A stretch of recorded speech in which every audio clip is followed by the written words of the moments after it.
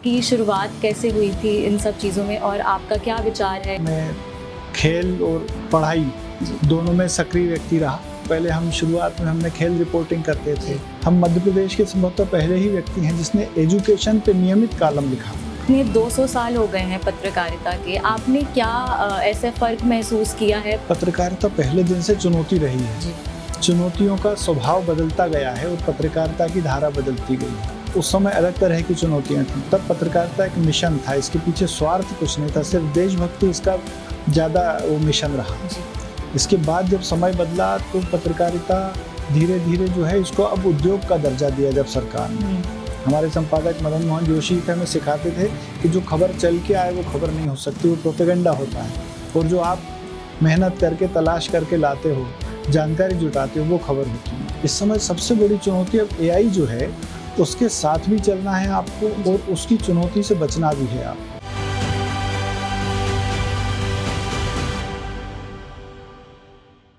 नमस्कार, मैं हूं कुंतल यादव और आज हम आपको वीर भारत न्यास से एक विशेष संवाद का प्रस्तुति दिखा रहे हैं। और हमारे साथ यहाँ पे एक बहुत ही वरिष्ठ पत्रकार और एडिटर बैठे हुए हैं, केडी शर्मा जी। उनका बहुत ही ज़्यादा एक्सपीरियंस रहा है और इस सम्मेलन में उद्दंड मार्तंड में हम ये सीख रहे हैं कि कला और पत्रकारिता कैसे सम्मिलित हुई है और उसका उत्सव हम मना रहे हैं, 200 साल जो पत्रकारिता का हुआ है। तो आज हम उनसे इसके बारे में बातचीत करेंगे। सर, आपकी शुरुआत कैसे हुई थी इन सब चीज़ों में और आपका क्या विचार है ये ऐसे टाइप के सम्मेलनों का कि ये होने चाहिए और इनसे लोगों को क्या शिक्षा मिलती है?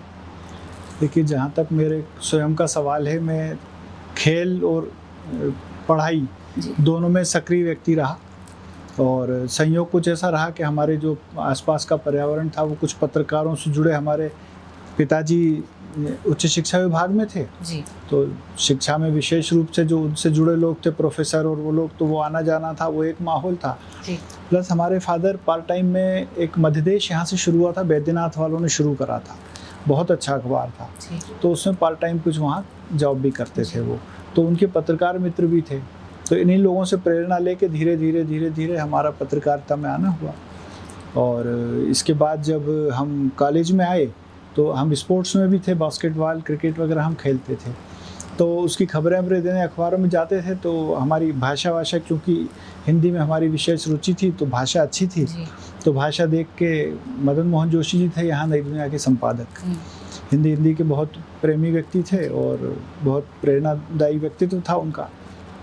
तो हम उनसे मिलते थे तो उन्होंने कहा एक बार, जब यहाँ अखबार नई दुनिया शुरू होने वाला था भोपाल से, एडिशन नहीं तो पहले इंदौर से अकेला निकलता था और पूरे प्रदेश में सर्कुलेट होता था, और ये नीति भी थी नई दुनिया की। बाद में उन्होंने तय करा कि हम भोपाल से भी एक एडिशन निकालें, क्योंकि जब तक राजधानी में आपकी उपस्थिति नहीं है तो प्रदेश में आपकी आवाज़ नहीं सुनी जाती है। तो जब ये शुरू हो रहा था तो उन्होंने कहा भाई खेल की खबरों के लिए आप आइए और पार्ट टाइम में थोड़े बहुत आके तो हम सिखाएंगे आपको, भाषा आपकी ठीक है तो कोई समस्या नहीं आएगी जी। तो इन विचारों के साथ धीरे धीरे ऐसे ही शौकिया शुरू करा था, कोई इसको रोजगार या वो बनाने का बहुत उद्देश्य तो शुरू में नहीं था, मगर जब काम शुरू करा तो उसमें आनंद आने लगा और फिर नियमित हो गए। तो पहले हम शुरुआत में हमने खेल रिपोर्टिंग करते थे, साथ में युवा गतिविधियाँ और अपने एजुकेशन की खबरें भी, क्योंकि हमें मिल जाती थी विभाग में, हमारे परिचय संपर्क थे तो हम वो खबरें भी देते रहे। बाद में ये हुआ कि हमने इसी पर नियमित रूप से हम कवरेज करने लगे। जब अखबार यहाँ से 29 नवंबर 1987 को नई दुनिया यहाँ से भोपाल एडिशन शुरू हुआ था, तो हम फुल फ्लेज जो है खेल और ये इसका पूरा संभालने लगे थे। इस तरह से यात्रा हमारी शुरू हुई। बाद में हम मध्य प्रदेश के संभवतः पहले ही व्यक्ति हैं जिसने एजुकेशन पे नियमित कॉलम लिखा और कई वर्षों तक लिखा, 4 से 5 वर्षों तक हमारा परिसर परिक्रमा के नाम से हम एक कॉलम लिखते थे, वो नियमित चला हमारा, लंबे समय तक चलता रहा। उसके बाद फिर राजनीतिक प्रशासनिक सारी का अनुभव है, अब तो करते रहे। तो सर, आप इतने 200 साल हो गए हैं पत्रकारिता के, आपने क्या ऐसे फ़र्क महसूस किया है पहले और अब में? जैसे कि अगर हम आर्टिफिशियल इंटेलिजेंस और इन सब की बात करें तो अब भी आ गया है, इसका बहुत ही ज़्यादा अब यूज़ होता है पत्रकारिता में, तो उसके ऊपर आपके क्या ख्याल हैं?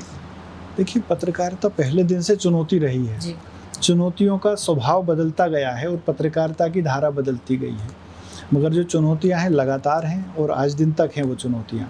प्रारंभ में हमें जब अंग्रेज़ों के खिलाफ ख़ासतौर से वो समय था जब हमें अपनी बात कहने के लिए बड़ा छुप के और वो करते थे और उसके बाद सज़ा झेलते थे, पिटते थे, ये सारी चीज़ें होती थी। तो उस समय अलग तरह की चुनौतियां थीं। तब पत्रकारिता एक मिशन था, इसके पीछे स्वार्थ कुछ नहीं था, सिर्फ देशभक्ति इसका ज़्यादा वो मिशन रहा। इसके बाद जब समय बदला तो पत्रकारिता धीरे धीरे जो है इसको अब उद्योग का दर्जा दिया जब सरकार ने, उसके बाद से मिशन रह के ये उद्योग में आ गया और उद्योग में आने के बाद से इसमें इसका चरित्र बदल गया। अब सत्य को दिखाने की चुनौती आज भी है पत्रकारों के सामने कि आप किस तरह से अपना जो खबर है, क्योंकि प्रोपेगेंडा ज़्यादा है, खबर कम है। हमारे संपादक मदन मोहन जोशी थे, हमें सिखाते थे कि जो खबर चल के आए वो खबर नहीं हो सकती, वो प्रोपेगेंडा होता है, और जो आप मेहनत करके तलाश करके लाते हो, जानकारी जुटाते हो, वो खबर होती है। इसलिए जो आएगा वो प्रोपेगेंडा है, उससे बचो। क्या बात आज आज जो है प्रोपेगेंडा ही ज़्यादा है। आज आप किसी भी चीज़ में सत्य की खोज, जो एक किताब है नेहरू जी की, तो सत्य की खोज सबसे कठिन काम हो गया है आज के दौर में जी। ये चीज़ें लगातार हैं, मगर अब जो नया है इस समय सबसे बड़ी चुनौती अब एआई जो है उसके साथ भी चलना है आपको और उसकी चुनौती से बचना भी है आपको, क्योंकि अगर आप उसके चक्कर में पड़ेंगे तो एआई पे आधारित चीज़ें जो हैं उनमें कई तरह के जो है तो प्रोपेगेंडा शामिल अपने आप हो जाता है, क्योंकि वो जिस तरह से वो खबरों का संकलन और ये सब चीज़ें होती हैं उसमें प्रोपेगेंडा अपने आप शामिल आ जाता है जी। ऐसे में भी सत्य के पीछे पड़ना, सत्य के लिए काम करना और सत्य को मिशन बना के चलना, ये पत्रकारों के लिए पहले दिन से आज तक एक चुनौती लगातार बरकरार है। आप इस कार्यक्रम को किस तरीके से देखते हैं? जब इसकी शुरुआत हुई थी कोलकाता में 200 साल पहले, तो इसका आशय अर्थ ये था कि सूरज का उदय होना। तो आज के ज़माने में, आज की दुनिया में आपका उसमें क्या विचरण है कि किस ये अगर हो रहा है? उदंत मार्तंड, उन्होंने जुगल किशोर जी ने ऐसा नाम दिया है कि वो आज भी उतना ही प्रासंगिक है कि सूर्योदय तो हो रहा है, मगर पत्रकारिता का प्रयास ये होना चाहिए कि जो सूर्योदय है उसकी किरणें हर वर्ग तक और हर क्षेत्र में पहुँचें। यानी एक तरह से ये है कि विकास या समस्याओं का निदान या ये जो चीज़ें हैं सब तक पहुंचना चाहिए इसका प्रकाश। तो उदंत मार्तंड बहुत प्रासंगिक नाम है और आज भी ये ज़रूरी है कि पत्रकारिता कुछ इस तरह से की जाए कि ये मशाल हमारी जलती रहे और लोगों को इसकी रोशनी मिलती रहे। रोशनी से सकारात्मकता का आशय है हमारा कि सही और तथ्यात्मक जानकारी लोगों तक पहुँचे। आज 200 साल बाद ये जो आयोजन हो रहा है, वीर भारत न्यास और इन सब का एक जो संयुक्त प्रयास है, ये वाकई बहुत लंबे समय बाद मुझे लगता है कि बहुत ही सार्थक और बहुत ही यानी सकारात्मक प्रयास है। पत्रकारिता के विद्यार्थियों के लिए ये बहुत कुछ सीखने और जानने दोनों का अवसर है, इसका उन्हें भरपूर लाभ लेना चाहिए जी। बहुत ही एजुकेशनल है और आपको इससे बहुत जानकारी मिलती है, इसलिए इसकी आवश्यकता इस ज़माने में तो बहुत हो गई है। जितनी मेहनत आप लोग करते हैं उसको देखना, उसको सहारने की बहुत ज़रूरत है। जो पत्रकारिता में मुश्किल भी यही है आज के समय की, जब पहले हम लोग करते थे तो एक एक खबर के लिए हम लोग भागदौड़ करते थे। आज खबर आसानी से मिल जाती है, मगर अगर आपको खबर उस तरह की चाहिए जो यानी हलचल पैदा करने वाली, तो उसके लिए तो आज भी उतनी ही मेहनत लगती है जो पहले लगती थी जी सर। मगर ये है कि आपकी खबरों का मैसेज जो है बहुत तेज़ी से सर्कुलेट होता है। आज की युग की ये बड़ा एक सकारात्मक वो है कि आम जन तक ये चीज़ें पहुंच गई हैं और हर वर्ग तक पहुंच रही हैं। सोशल मीडिया ने पत्रकारिता के जो काम हैं उनको जन जन तक पहुंचाने में बहुत बड़ा योगदान है सोशल मीडिया का, और इसीलिए पत्रकारों के साथ यानी चुनौती भी यही है कि सही तथ्य और सही जानकारी लोगों तक पहुंचे जी। कितना बड़ा समारोह हो रहा है भारत भवन में अभी, आप कितनी अलग अलग कलाएं यहाँ पे दिखाई जा रही हैं, एग्जिबिशंस लगे हुए हैं अलग अलग तरीके के। आप इनसे कैसे जुड़े हुए हैं, आपका इसमें क्या सहयोग रहा है? कि हम तो खैर रिपोर्टिंग और ये सब करते रहे और शुरू से हमने इन चीज़ों में बड़ी रुचि रही है। हम आज भी सप्रे संग्रहालय बड़ा नियमित जाते हैं और इन चीज़ों से क्या रहता है कि हमें पुराने लोगों से प्रेरणा मिलती रहती है। पुरानी चीज़ों को आप रिपीट करेंगे, आज भी आप कोई पुराने लेख, पुराने यानी पत्रकारिता की रिपोर्टिंग, उन चीज़ों को आप पढ़ेंगे तो आपको नई खबरें तलाशने में बड़ा मदद मिलती है। और ये जो पुराने प्रसंग हैं ये तो इतने प्रेरणादायी होते हैं, इसलिए इनको तो इनसे जुड़े रहना चाहिए और इनको लगातार रिवाइव करते रहना चाहिए। पत्रकारिता के साथ और भी आपका अगर लेखन का क्षेत्र है तो उसमें भी कहा जाता है कि अगर आप पढ़ नहीं रहे हैं तो आपका लेखन अपने आप शून्य हो जाएगा। पढ़ाई लगातार अध्ययनशीलता, आज के छात्रों की मैं एक ये कमी भी मानता हूँ कि आज अध्ययनशीलता घटी है।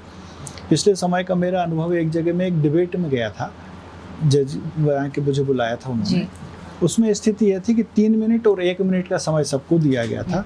बहुत कम छात्र थे जिन्होंने 3 मिनट के बाद उस 1 मिनट में भी बोलने के लिए समय का उपयोग कर पाए वो लोग।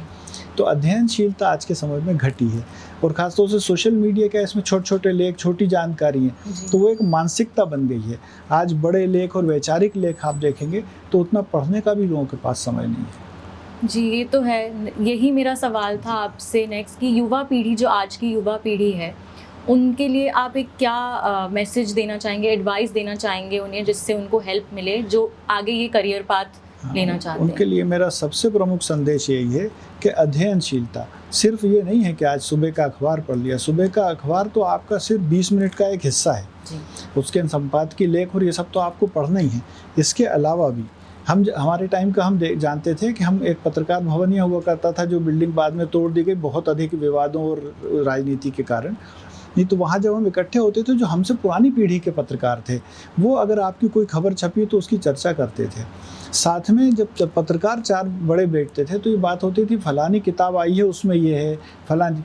आज हम जब देखते हैं तो युवा पीढ़ी में ये है ही नहीं कि आप आजकल क्या पढ़ रहे हो। अखबार की खबर सिर्फ आपकी पूरी जानकारी या आपको नॉलेज का वो ग्रंथ या वो सब आपका तैयार नहीं हो जाता है। आप अगर लगातार अध्ययन, पुरानी किताबें, नई जो आ रही हैं, कहाँ किस क्षेत्र में क्या चल रहा है, अगर आप अध्ययन कर रहे हैं तो आपका लेखन अपने आप परिष्कृत होता जाता है।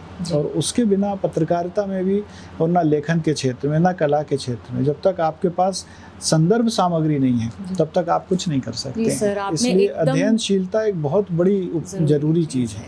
आपने एकदम सही कहा है सर। टाइम लिमिटेशन के कारण अब हमें ये चर्चा बंद करनी पड़ेगी, बट आपसे बात करके बहुत अच्छा लगा। आपने ऐसी हमें संदर्भ और मैसेज बताए हैं जो सबको सुनना चाहिए, सबको जानना चाहिए। थैंक यू, धन्यवाद। धन्यवाद आपका, और वीर भारत न्यास ने हमें अवसर दिया, उसके लिए आभारी हैं। जी सर, धन्यवाद। आपकी शुरुआत कैसे हुई थी इन सब चीज़ों में, और आपका क्या विचार है? मैं खेल और पढ़ाई दोनों में सक्रिय व्यक्ति रहा। पहले हम शुरुआत में हमने खेल रिपोर्टिंग करते थे। हम मध्य प्रदेश के संभवतः पहले ही व्यक्ति हैं जिसने एजुकेशन पे नियमित कॉलम लिखा। ये 200 साल हो गए हैं पत्रकारिता के, आपने क्या ऐसे फर्क महसूस किया है? पत्रकारिता पहले दिन से चुनौती रही है। चुनौतियों का स्वभाव बदलता गया है और पत्रकारिता की धारा बदलती गई है। उस समय अलग तरह की चुनौतियाँ थीं। तब पत्रकारिता एक मिशन था, इसके पीछे स्वार्थ कुछ नहीं था, सिर्फ देशभक्ति इसका ज़्यादा वो मिशन रहा। इसके बाद जब समय बदला तो पत्रकारिता धीरे धीरे जो है इसको अब उद्योग का दर्जा दिया जब सरकार ने। हमारे संपादक मदन मोहन जोशी हमें सिखाते थे कि जो खबर चल के आए वो खबर नहीं हो सकती, वो प्रोपेगेंडा होता है, और जो आप मेहनत करके तलाश करके लाते हो, जानकारी जुटाते हो, वो खबर होती है। इस समय सबसे बड़ी चुनौती अब AI जो है उसके साथ भी चलना है आपको, और उसकी चुनौती से बचना भी है आपको।